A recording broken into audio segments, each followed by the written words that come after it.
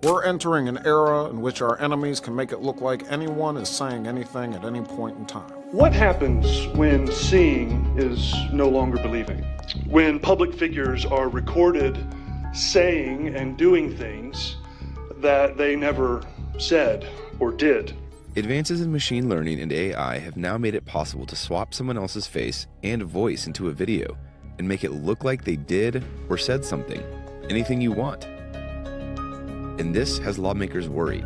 99% of the American population doesn't know what it is.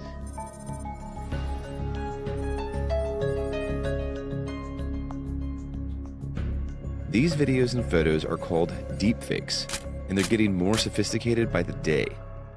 In April 2018, BuzzFeed created a video that appeared to show former President Obama warning against fake news and trashing President Trump. See, I would never say these things, at least not in a public address. It went viral and introduced deepfakes into the mainstream. But the person featured in that video was actually comedian and filmmaker Jordan Peele, and the video made that clear, serving as a public service announcement about deepfakes and how they could become ubiquitous in the future. The technology harnesses machine learning techniques, feeding a computer real data about images so it can create the fake.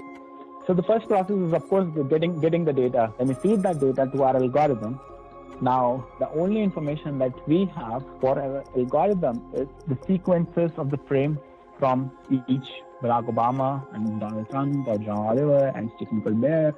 Our algorithm uses both spatial and temporal information to learn a mapping from one person to another person. Ayush Bansal and his colleagues at Carnegie Mellon's Robotics Institute are working on algorithms that can essentially retarget the style of one video to the content of another.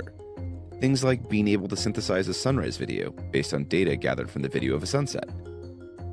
He says these methods have applications beyond deepfakes and can be used to improve computer vision technology for self-driving cars, virtual reality, and robotics.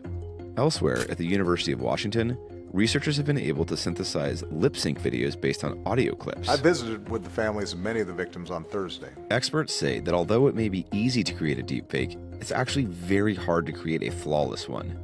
But as Will Knight, MIT Technology Review's senior editor for artificial intelligence, says, it will get easier and easier. Besides, you might not need something very sophisticated to do real harm.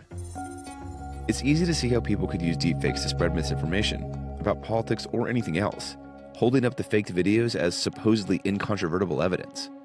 Perhaps worse, over time, as deepfakes become more common, people might stop believing legitimate videos. The implications are serious, and there are no laws that currently govern the technology. In September 2018, 3 U.S. lawmakers sent a letter to the Director of National Intelligence, urging him to look into the issue and come up with recommendations about whether the intelligence community requires additional legal authorities or financial resources to address the threat posed. The only way which comes to my mind to counter the problem of deepfakes is to have machine learning models that can just say that this is a real or this is a generated image. Researchers, startups, and even the government are already working on tools that can suss out deepfakes. The U.S. Defense Advanced Research Projects Agency, or DARPA, is running a program called Media Forensics, which has turned its focus lately to identifying artificial intelligence-powered manipulations. Combating deepfakes will likely require a mix of several approaches. But as with any plan to fight emerging technology, once a method is rolled out, the deepfake creators might just find a way around it, and the fight against fake will continue on. As Will Knight puts it, it is also troubling how technology is eroding the very concept of ground truth. This is something that could have profound political consequences. I find it very disturbing.